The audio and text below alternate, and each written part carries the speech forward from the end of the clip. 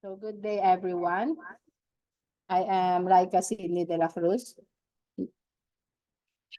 So good day, everyone. I am Laika Sidney de la Cruz, your teacher in this topic. So a while ago, I'll message you in our GC that you must need a pen and paper for our energizer. So our energizer titled has Be an Artist, It's Your Time to Shine. So, bibigyan ko kayo ng chance to create your own design. It can be text, emoji, letters, or image na gusto nyong i-print sa damit nyo if you are given a chance na gumawa ng own design nyo. So, since limited lang yung oras na ibibigay ko, okay lang na minimalist design or kung ano lang yung kaya nyo na ibigay, pwedeng about interest nyo, hobbies, or kahit ano na may connection sa inyo. So I will give you for only 1 minute and 30 seconds to do this energizer. So my timer will start now. So hindi na ako magpapatugtog or anything para hindi makapag-focus kayo sa paggawa ng gusto nyong i-design. So my timer will start now.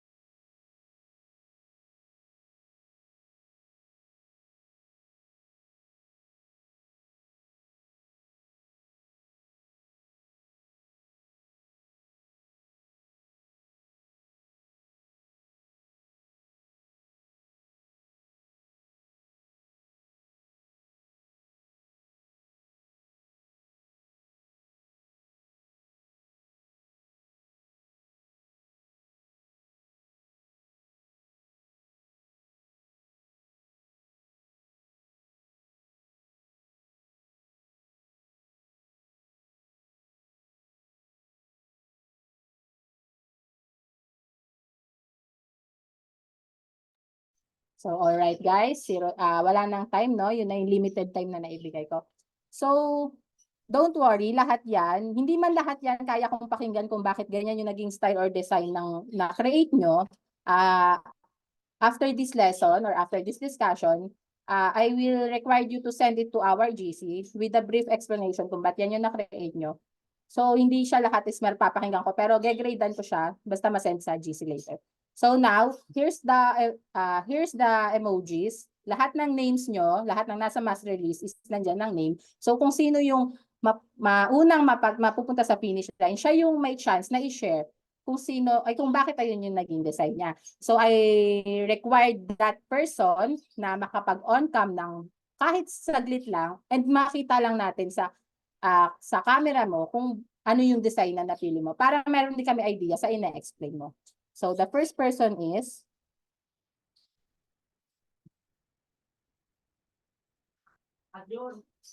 okay, Miss Badion.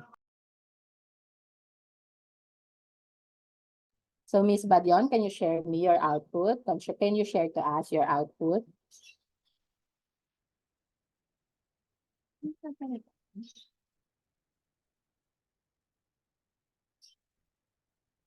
Ano si Badion? Miss Badion, are you there?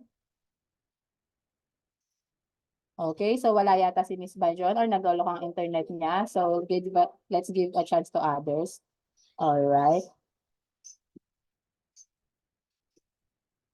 Okay, Miss Casinilio. Po, hindi po ako, nagloloko po kasi yung webcam ko, hindi ko mapakita. Okay lang po bang magbigay na lang po ng salita? Okay. So, o di kaya gusto mo send mo rin sa GC later para may idea rin kami. Yes po, Okay. ma'am. Okay. Pwede po, send ko na lang. So, napili ko pong design is more on flowering, more on floral design. Kasi na-inspired ako dito sa garden namin since more on floral siya and more on green leafies. Tapos, syempre, para iakma ko yung design sa meron ako, mas mapapadali akong mag-isip ng idea dahil meron ako naging inspiration po. Yun po. Okay. Thank you po. Thank you for your output. So, next, let's call on Miss Malto. Ay po. Can you share to us your output or your own design? Open to. Nasaan yun? Hindi ko makita yung sarili. Alright, para siya. Basta po ba? Okay, nakikita na namin. Ayun lang po. Ano po? Brief explanation lang naman. Apo.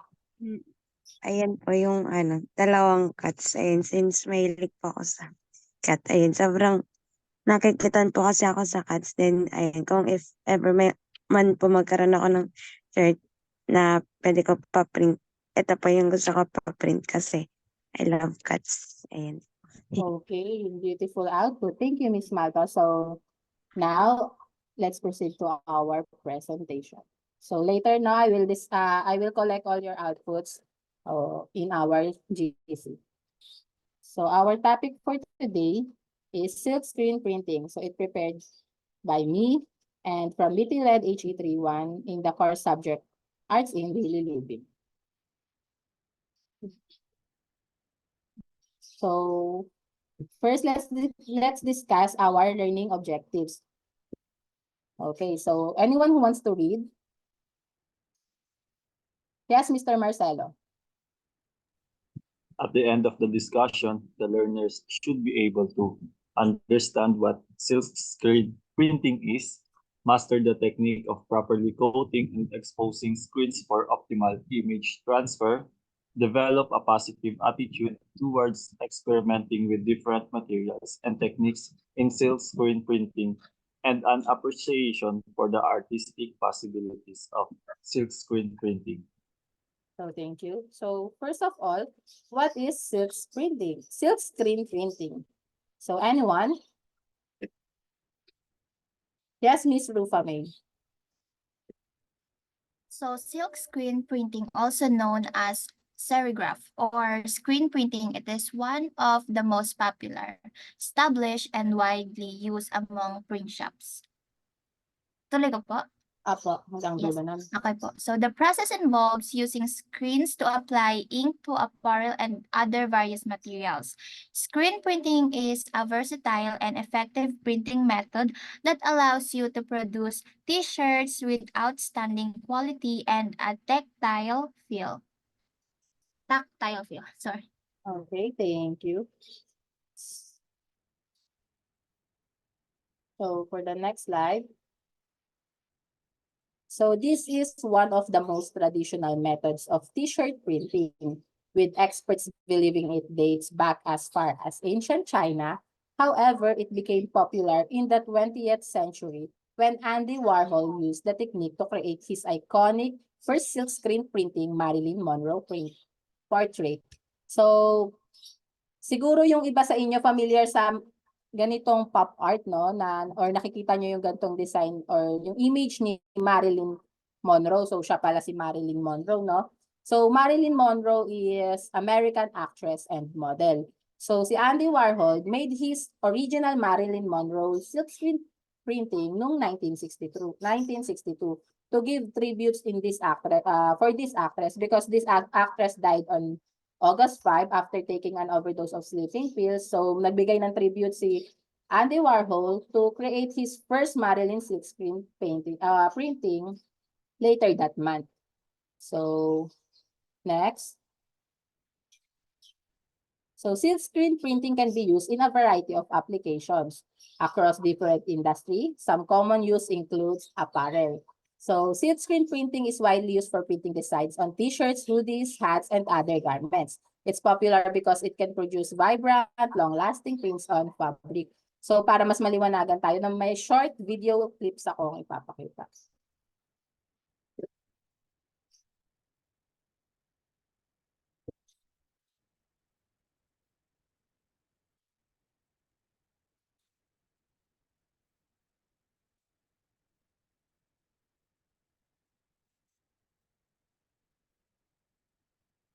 All right, so that's for the apparel. So for the next one, for the wood, who wants to read? Yes, Miss Jamil. Wood. Silk screen printing on wood offers way to add value, customization, and visual appeal to a wide range of wooden items, making it a popular choice in industries such as furniture, crafts, and woodworking. So, all right, so let's see this video. For example of wood.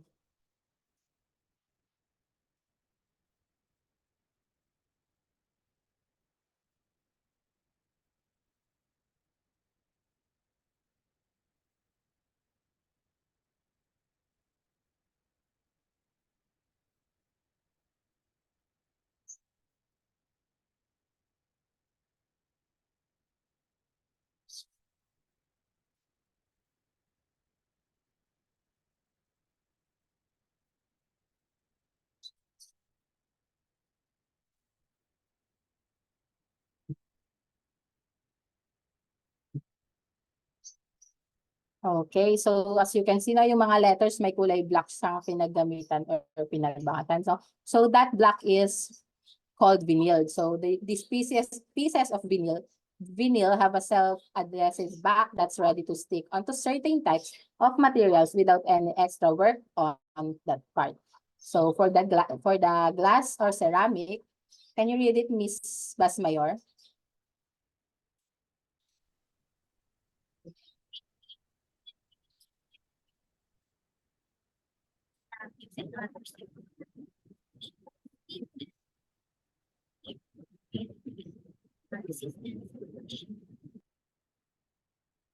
Okay, no? Medyo lag po si Miss Basmayor, no? So for further understanding, no, let's play this video.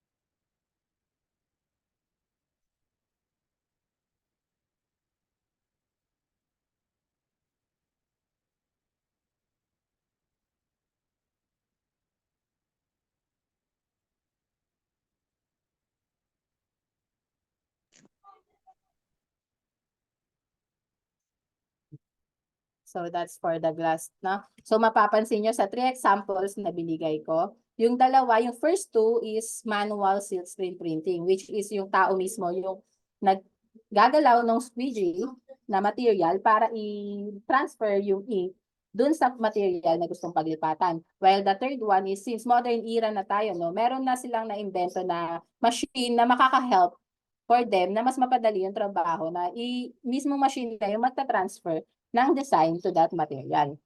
So I want you to take note on this class, no, that there are different types of ink. So merong water-based ink.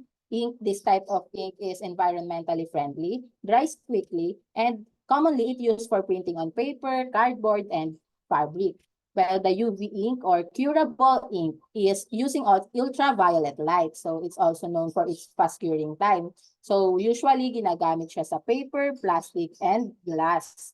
And meron din tayong tinatawag na solvent-based ink. So these inks contain solvents that help the ink penetrate. So they are often used for printing on materials like vinyl, wood, metal, and some plastic. So before we move on to the next topic, any clarification, questions? Oh, okay. I can see Mr. Albert Lumugdang raising his hand. Just to confirm lang po, since we're talking about self-screen printing po siya, akala ko po para lang po siya sa fabric, pero applicable din siya sa wood and glass. Okay, so very interesting point, no? So it called silk screen printing, but it's also known as screen printing. So it called silk screen printing because the mesh screens originally comes from silk threads. And yung mismong screen na ginagamit daw for this technique is silk thread ang ginamit. So ngayon, dati silk lang siya talaga. Pero ngayon, several options are there. So meron ng polyester fabric na pwedeng gamitin. And also in the early 90s, artists and craftsmen in Europe began to experiment with this technique. So using silk fabric. So dati daw nung mga early 90s, yung European men, nag-try sila ng technique na to gamitin sa silk fabric and mas na-prove nila na mas madali pa lang i-transfer yung ink or yung design nila sa silk. So mas nakilala siya bilang silk screen printing. But overall, silk screen printing and screen printing is also the same. So I hope I clarify or nalinaw ko yung tanong mo or so thank you. So let's move on for the 6 different types of silk screen printing. So I use examples sa mga tatak sa shirts, no, para mas ma-visualize. Naglagay ako ng example of image. So the first one is the spot color. So spot color screen printing is the most used technique by manufacturers and product designers. It uses the ink stock colors by printing it via the mesh stencil. The spot color technique is more straightforward than most screen printing techniques. It creates a brilliant solid spot of color. It is a perfect option for printing on hoodies, jackets, and t-shirts. So ito daw yung spot color, no, straightforward siya. As you can see, yung kulay blue sa taas, yan yung design na pinagbakatan nung mismong nasa t-shirt na. So yung spot color is kung ano yung mismong design na nasa taas, parang iisang kulay lang yung kailangan niyang gamitin. And overall, yun na yung nagiging tatak ng mismong design niya. So this method is commonly used for printing simple bold designs with a limited color palette, no? So okay, for the next one is the halftone printing. So anyone who wants to read? Yes, Miss Casinilio. Halftone printing involves the printing of single colors in gradients. The whole process adopts a single ink color, usually halftone, so the printing gives a different shade when viewed from afar. This technique is suitable for multicolor printing appearance without actually printing in multiple colors. So yung design daw naman natin na type ng silk screen is halftone. So as you can see, halos same sila ng shapes and ng design, no? So nag-iiba lang sa kulay. So sabi nila, pag mas malayo ka, mas na-define niya pa yung design ng ganitong shirt. So as you can see, the first top, ganito siya. Tapos another top ng silk screen is iibahin lang yung angulo. So yun na yung mismong design niya. As pack na siya. So this halftone is used for printing photographs or complex multicolored design. So for the next type, can I call Miss Bajon? Are you in here? Are you in there na po? Yes po. Okay, thank you. So grayscale printing. So this screen printing type is an impressive technique for printing full color images as one color halftones or grayscales. This printing is similar to halftone printing but especially used for reproducing shades of gray. It uses a range of dot size and densities to create the appearance of different gray tones. Okay, no? So simple as mas pinapatingkad ng grayscale printing yung kulay na gray, no? From the title itself, no, grayscale. So this design, mas pinapatingkad niya yung colorway niya na mas gray siya and yun yung mas nakikita na design ng mga tao sa pagkaka-print ng design. So for the next one is the duotone printing. Anyone who wants to read? Okay, yes, Miss Mary Joy Bautista. The duotone printing method combines two halftones to print the same image using the two colors.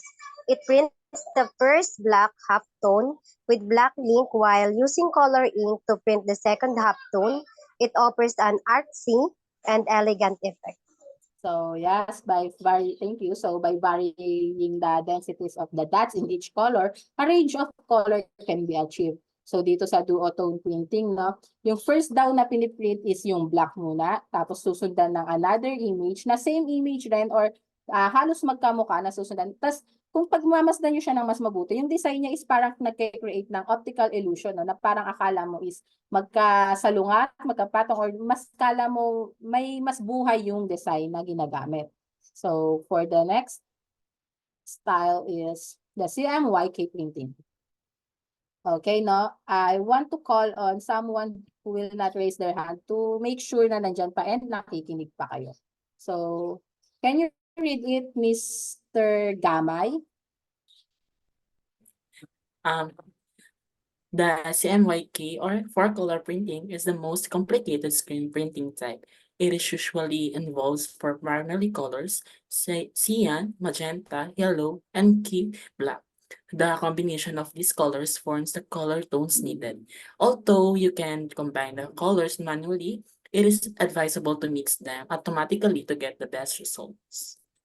So, thank you, no? So, CMYK has a meaning. So, C for cyan and for magenta, Y is for yellow, and K is for key or also known as black.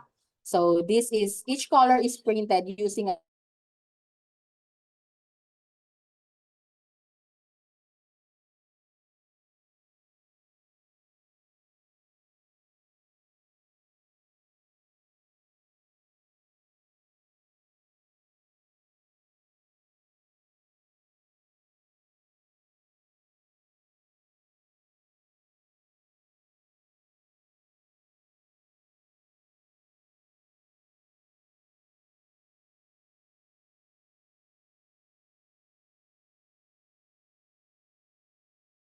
screen printing. Since ang dami na-require din na yung mga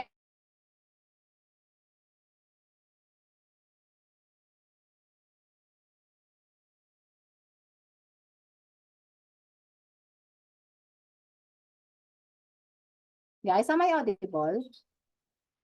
Yes po. Okay, sorry for interruption, no? Medyo humihina yung internet siguro for the bad weather. Okay, so again, let's continue, no? So this CMYK printing is the most complicated screen printing type. So ang ganda ng design, overall, ang catchy siya sa mata, pero ayun nga, sabi nga, ito daw yung most complicated way because gagamit siya ng multicolor, and also, pag maraming color, mas nire-required na paggagamit ng color, mas required rin na gagamit ng iba't ibang mesh screen para hindi magkakanda halo-halo yung mga kulay. So, for the next is, so for the last type of silk screen printing, can I call on Miss Rain Valencia to read this? The technique involves the combination of spot color printing and four-color printing techniques. Since the simulated printing process is ideal for darker and lighter shades, it is versatile and well known to manufacturers and designers who must create photorealistic print detail. So this method is often used for printing high-quality, full-color image on dark or colored garments. So sabi, no, yung simulated process daw is pinag-combine na spot color techniques and the four color, or which is the CMYK printing. So pag yun daw is pinag-combine, ganitong process yung magiging kakalabasan. So dahil sa pinag-combine na two techniques, mas nakakabuo sila ng photorealistic print detail or print design sa nililipat nilang design or sa damit or anything na gusto nilang gamiting materials. So can you give me a heart react if are you still there? Before we move on to our next topic.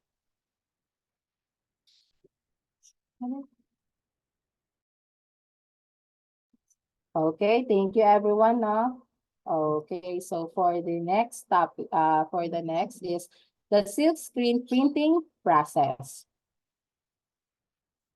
The silk screen printing process, a step-by-step guide. So here's class, I shared some image na may makikita kayong mga words, no, na maybe yung iba dyan hindi kayo familiar. So gusto ko, kasi baka gamitin ko yan sa mga susunod kong sasabihin later, because while discussing as a process, madidiscuss ko din kung ano yung mga materials na gagamitin.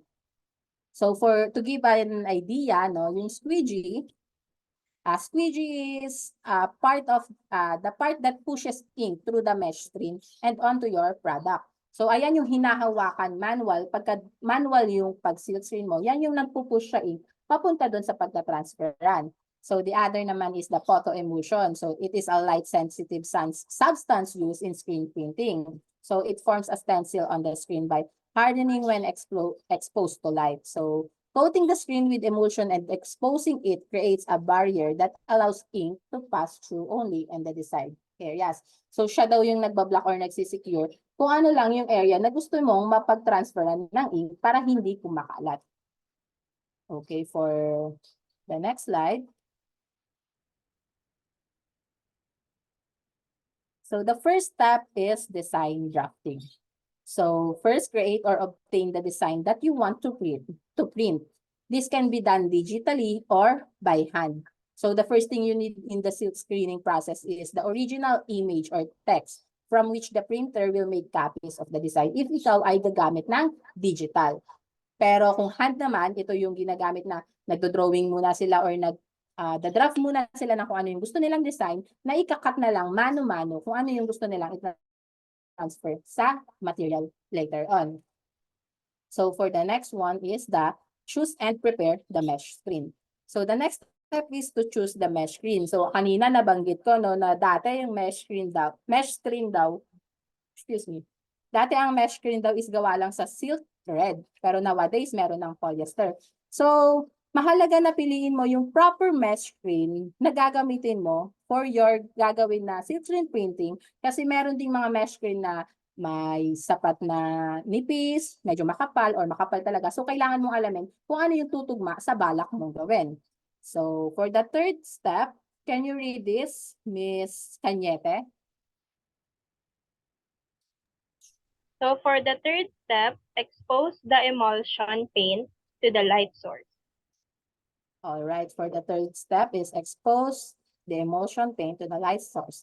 So place the acetate or sheet carrying the design on the mesh screen. So kailangan mo na daw i-expose sa ilaw yung design na mismo ang gagawin mo, no? Kasi mas napapatingkad, mas napapatingkad and mas napapabigyan niya ng mas kapit yung design na gagawin mo kapag na-place mo siya sa ilaw.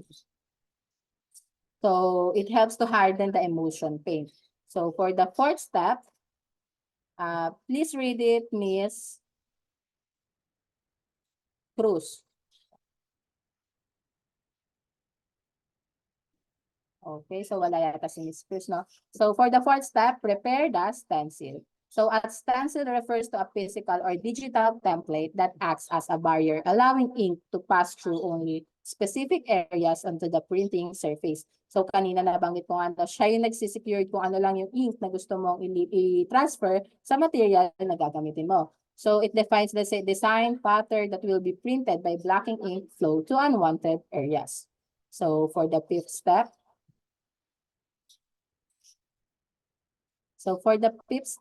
prepare for screen printing. So, regardless if it's digital or manual silk screen printing, no? Kailangan bago natin siya gawin or gawin yung process na gagawa na tayo ng mismo nating design or product, kailangan i-prepare muna natin yung screen, yung squeegee, yung paints, or yung inks na gagamitin natin.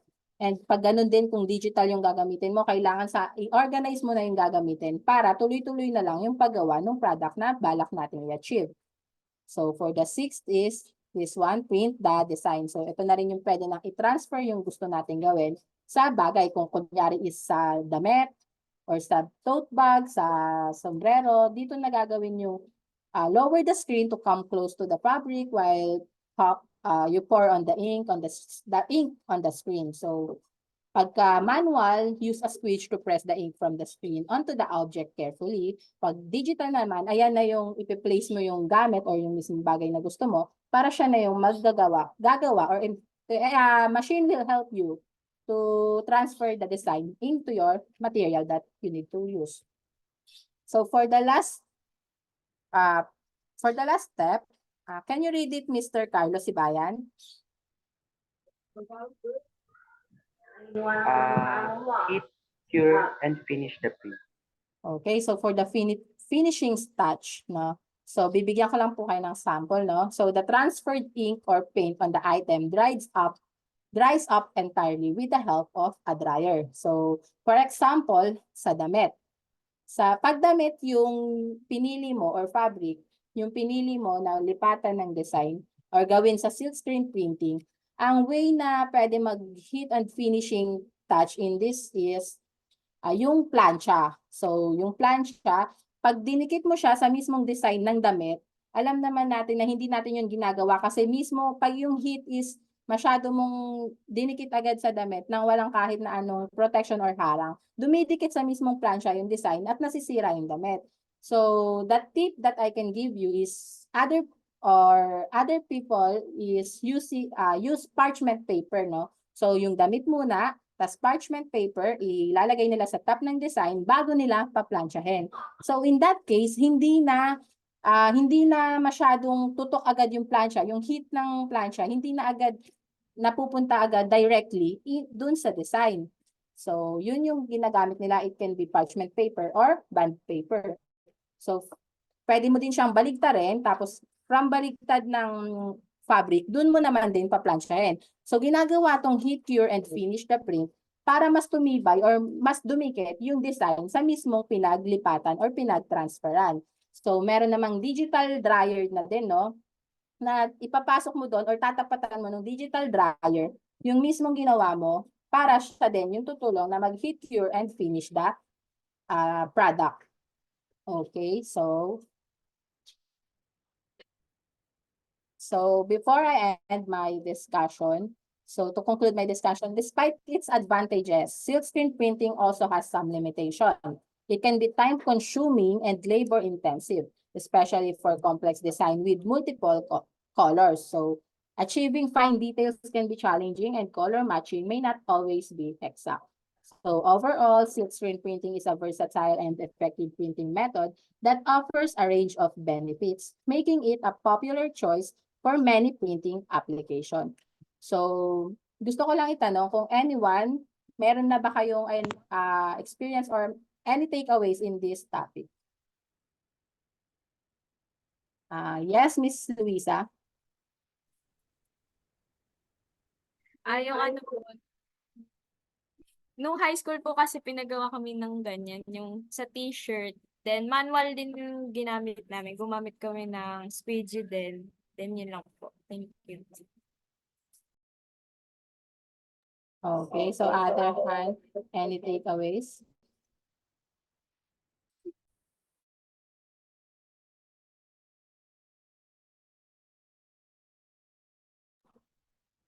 Okay, yes, Mr. Albert Fo, lumugdang. Yung regarding po sa silkscreen printing, it's very popular na po nowadays. So I think it would be a given factor for us to know those different types as well as to know the steps of doing this. And just to add some more information po, like the popularity po kasi ng basta ayon, printing is more siya na ginagamit during the botohan, wherein mayroon mga politiko na ginagamit yung this type of method to showcasing their platforms as well as para magpalahayag ng kanilang mga or sabihin natin mga faces nila para maging popular sila sa kanilang places, as well as sa mga resort din, wherein isa din to sa mostly na ginagamit ng mga resort para ma-promote yung place nila aside sa mga accessories. That's all. Thank you. So that's right now. Thank you. So for the last, can I call on Miss Justin Rain Paloma? Ang take-away ko po dito, sobrang complicated po ng silkscreen. Kasi experience na rin po ako before. Nag-try po kami ng business ng mga tote bag. And then, ang plano namin is mag-manual kami, mag-silkscreen kami. So, ayun. Yung pinakita mo kaninang procedure, yun yung exactly na ginawa namin. Kasi may mga napanood kami sa TikTok kung paano, tutorial, ganon. So, natuwa ko kasi yung mga guide na binigay mo, ganon na ganon yung ginawa namin. May emulsion kami, ganon. And color yellow din yung color nun. So, hindi, ang nangyari nun, hindi kami nagtagumpay dun sa ginawa namin. Kasi yung parang yung emulsion na ginamit namin, tas yung, di ba, dinagay na namin yung drawing namin or yung ilalagay namin na design dun sa tote bag. Hindi siya hindi po siya nagmarka. Kumaga parang hindi tumigas. Tinapat naman po namin siya sa ilaw, ginawa namin yung mga procedure, pero ayun, hindi talaga siya tumigas. So sayang lang ang mamahal ng mga namin, ng mga ginamit naming supplies dito. Pero ayun, na rin po siya sa amin, parang lesson learned and experience na rin po. Thank you. So, thank you, no. So, possible is pwedeng mali na or hindi akma yung ink na ginamit or gagamitin nyo para dun sa material sana na gagamitin nyo, no? So, at least meron lesson learned na siguro further research and further knowledge and understanding yung kailangan natin before we start any business or anything na gusto nating itry. So, ayun, no? At least may lesson and hindi pa naman huli ang lahat, pwede pang itry hanggang maging successful, no?